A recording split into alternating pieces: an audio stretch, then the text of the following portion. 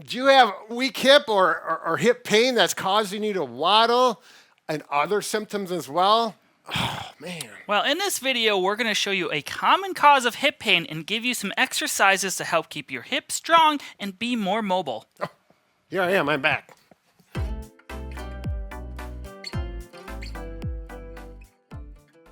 All right, we just featured a video on how to stretch your hip, 5 different stretches to get the tissues so they are mobile as they need to be.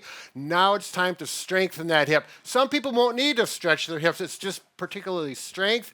And once the muscles are strengthened properly, the hip joint will become stable, much less chance of having hip pain. Yes, and we're going to start talking about anterior femoral glide syndrome, which is a common cause of some hip pain in people, and also address the waddling Brad was doing earlier. Well, that's common as well. You'll see that. And we've worked with many people over the years with that waddle as well as the femoral glide. That's a mouthful. I'm not even going to say it. All equals hip pain. All right, now keep in mind that the hips are the center of gravity of your body. If your hips are strong, which relates to your core, it makes a tremendous difference on your mobility, your balance, and just being strong and mobile. So in this video, we're going to talk about some key exercises to strengthen these hips because if they're weak, that's what causes waddle walking, imbalance, and a whole lot of dysfunction in your body. Right, so again, I'll review waddle walking. That's when you have this lateral motion, and I did that at the beginning of the video. The other part that we're talking about, help me out, the anterior femoral glide syndrome. Let's look at Sam. He's going to help us out today. Right here, we've got a nice view. Now, the anterior means forward, so what happens is the ball of the hip actually moves forward. It's not a lot, but it's enough to get the joint not aligned properly, causing abnormal wear, premature arthritis, and it can lead to a hip replacement, which obviously not desirable. Mike, do you have anything to add? So we're going to show you a stretch or mobilization type exercise you can do to help get this from being forward back into place properly and not cause as much pain. Well, actually, it's strengthening exercise that's going to pull that back. That as well. It all fits together. We'll clear it up as we go along. All right, now the first 2 exercises are specific to the Gluteus Maximus muscle. It's a problem, and Mike's going to explain why we're going to do this briefly. So oftentimes when you're sitting for prolonged periods during the day, it can disengage your buttock muscle. This is called gluteal amnesia. Another common cause of gluteal amnesia is when your knees are locked or straight like this. This can happen just when you're standing or walking. So if your glutes aren't activated, they're not going to fire as often. Oftentimes, this can lead to the femoral head slowly shifting forward or anteriorly, causing that pinching sensation in there. So if the glutes start engaging more, it'll help get that femoral head where it needs to be, decreasing your amount of pain. All right, let's show them the exercises, Mike. All right, here we go. The first exercise is called gluteal pumps. We're going to show you 2 options. One, this is the preferred option on hands and knees, and I'm going to show you another one if that's not comfortable for you. So we're working the glute maximus muscle on his left hip. Go ahead, Mike. So you want to get into a nice neutral position like this. Don't be too flexed over or too extended. Then you're going to lift one of your legs up towards the ceiling. You're not going to go all the way up. You're just going to kind of go in between all the way down and all the way up. You're going to do a little gluteal pump or kick your foot towards the ceiling, but notice I'm just doing small oscillations in this little range of motion. This will keep the butt muscle engaged and firing the whole time. When I do the whole range of motion, it's working other hip muscles, which we're not trying to target right now. So just try to do 30 repetitions total like this. If you're not feeling much engagement in your buttock muscle, you could try turning your foot in like this, and this will help engage the buttock more. Once this becomes simple, bring that leg back and do them this way. Good job, Mike. Can they count or can they go for time as well? We often recommend 30 repetitions. If you need to do sets of 10 or 15, that's fine. You can break them up that way or do all 30 at once if you're able to. And doing these on the floor is best, carpeted floor, not on a bed. It's going to be too soft. So if you're not comfortable getting down on the floor, go to a cupboard or a solid chair, something solid you can go on, and we're going to do them in the standing position. And it does work plenty good as long as you do it properly. So here I'm going to support myself. Here I'm going to work my right glute muscle. 90-degree bend in the knee. Doesn't have to be exact. You don't have to get a protractor out. Just bring it out to here. Bring the knee. What are you laughing at, Mike? Don't you get your protractor well, out. you know, that's the engineer in me. And then out to here. Again, not up high. It's in that mid-range, and it's an oscillating motion, exactly like Mike described, 30 repetitions. Or if you're starting out, again, less. And if you want to get more, just think about bringing your heel this direction and then work it to isolate those fibers of that glute muscle a little bit more. And, you know, it's amazing because I can start to feel those muscles start to burn a little bit, and then you know you got it. Okay, make sure you do both legs. 3 sets is good. Again, start out easy. Make sure you do it right. All right, our second exercise, again, for those glutes. Mike's going to demonstrate it. He's showing it here. You can do this one on the bed if you want. A soft bed, not so well. Again, preferred as a firm surface, like, you know, on a carpeted floor, but whatever is safe for you. Go ahead, Mike. So you're going to start in a bent knee position like this. This is just called a bridge. You're going to lift your buttock and low back off the mat. Once you're up, hold it for 3 seconds, and then slowly go back down. When you're doing this, make sure your butt cheeks are firing because these are the muscles you're trying to target right now.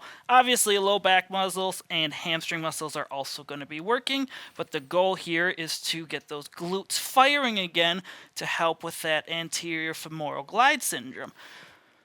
Can I interrupt, Mike? Sure. So he's doing nice slow motions. Up and he holds for a second, thinking about those muscle fibers kicking in and then going down. Repetitions, 10 to 15 is good. Start out with 10. If that gets too easy, just go 2 to 3 reps and rest a minute or so between the reps. And how you doing, Mike? I'm good. Do you want to show the advanced version? Sure. So if this is easy for you, you can try going to one leg. So just kick your other leg out straight like this, and you're going to hold up. Again, try to hold for 3 seconds and then go back down. Make sure this feels good to you. If you're having back pain, don't do this. Right. But you can do 10 repetitions on each side and then make sure to switch and do the other one. A good thing to focus on is keeping straight. You don't want to be rotating anyway with one leg. It's a little bit easier, and that just makes it a lot more challenging. Yes, outstanding. This is actually a very aggressive technique. A lot of people may not get to this, and that's just fine. You'll still get the objective and the goal set. So let's go on to what number are we on? 3. Ooh.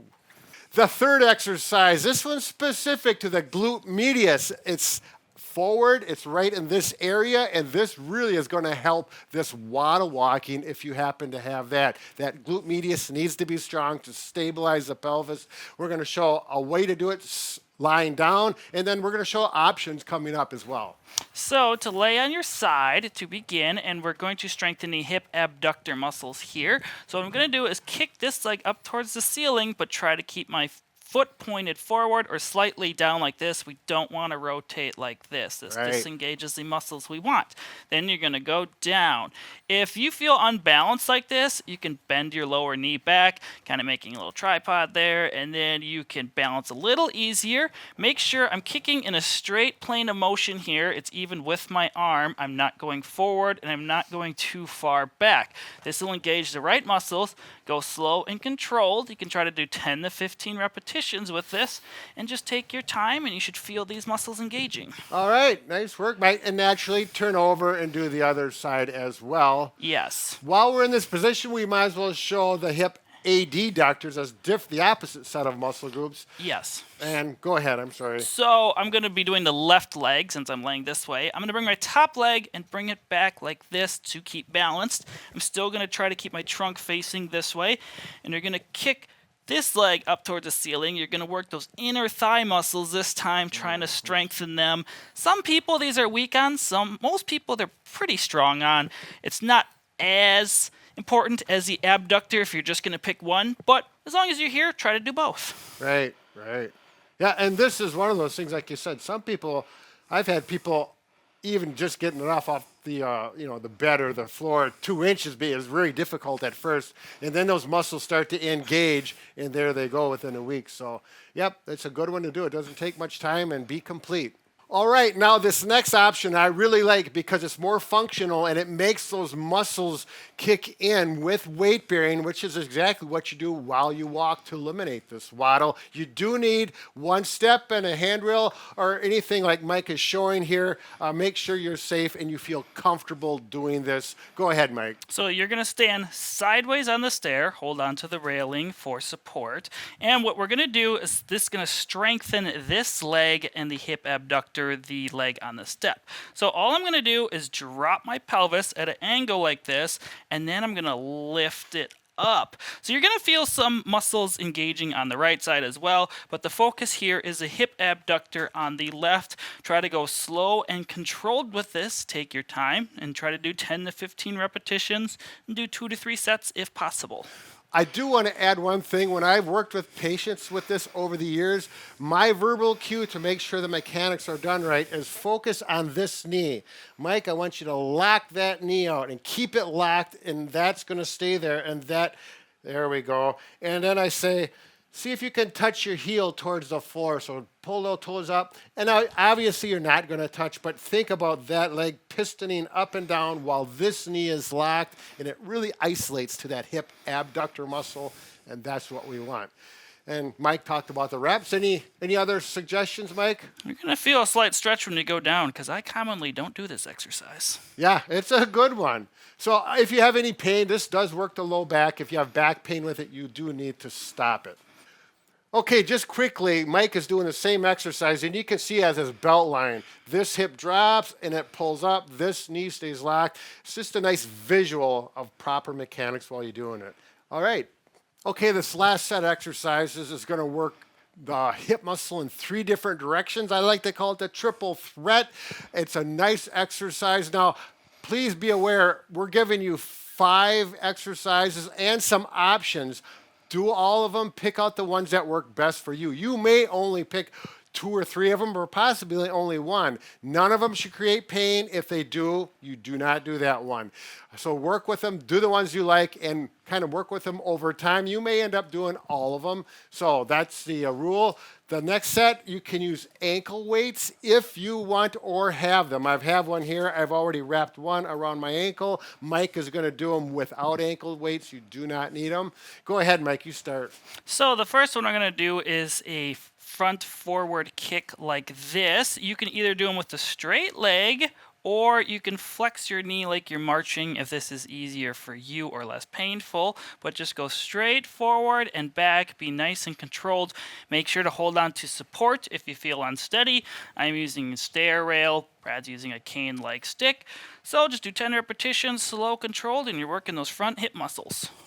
Good, and if you are using a stick or a cane or a wall, if you're working your right leg, you're going to hold on with your right hand. It just makes a wide base. It makes a big difference versus over here. You'll find out very quickly. Let's the next exercise. Next exercise is hip abduction, or kicking out to the side. Go nice, slow, and controlled. Keep the foot forward the whole time. Don't turn out or turn in too much. Again, try to keep your pelvis somewhat neutral. Don't lean over like this to kick up higher. That is not going to effectively strengthen this muscle. So good upright posture, slow, controlled movements, and 10 to 15 reps again. That's right. And the third one, I think you can do these all as a set, and that's why I usually do it myself or with patients. Forward, sideways, and then backwards. Yep. So we're going to kick straight backwards. Obviously, I'm this way, so I'm not hitting anything behind me. You want to keep a nice straight leg like Brad is showing there, and it's going to work your buttock muscle again, kind of like the earlier exercise. Good. I'll demonstrate the 2 mistakes people commonly make. They either start doing this, which works the hamstring muscle. We don't want that. Or compensate by doing this, which is really going to take away from working the hip muscle. So don't do those 2. Make sure to do both sides evenly, and the side standing is actually going to get a workout too, because it's keeping balance while you're strengthening the other side. It's a bonus. It's a double bonus. Triple threat with a double bonus. There you go. You can't get much better. However, we are going to go one more step. If you have bands at home and you want to use those, it's a really effective way to work the hips. We'll be right there. All right, now if you do have bands, typically they come with 4 or 5 bands. There's an ankle strap as well as a door anchor, and you're set to go to really advance your strengthening of the hip. So on a door like we have here, we put it in the door. We've already have it in there. Mike's got it connected up. He's got his ankle Velcro strap around his ankle, and look at that. He's going to town already. Oftentimes you may need something to hold on to. You're going to need a stick or cane.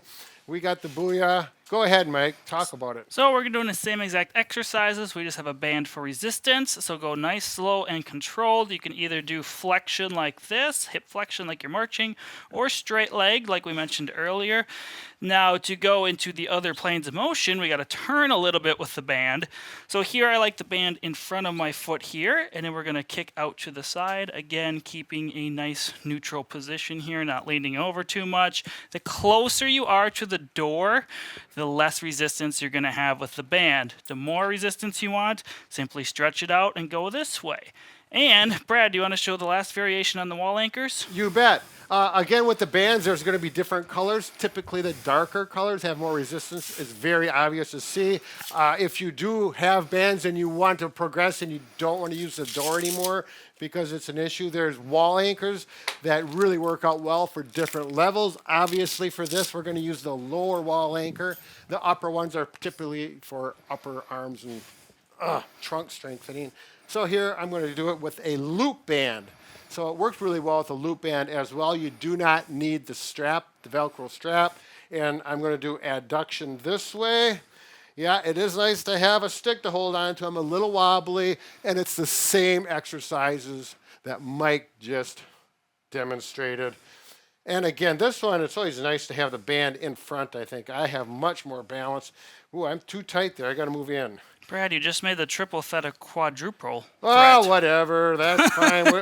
These are the people, the advanced anyway, so we did give you an extra exercise, but I'm good at that. You ever see a band snap? Now I did.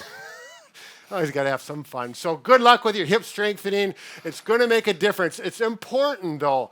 You do this for 1 week. If you're waddle walking, 1 week of hip strengthening probably is not going to correct you and allow you to walk straight. It does take time, and it's going to probably take 2 to 3 weeks and some really focus, because you've got a habit of waddle walking. Your mind doesn't even know you're doing it. Look in a mirror, walk down the hallway, and look at yourself. Correct yourself as you're walking in the mirror, in addition to the strengthening, and you can get this taken care of.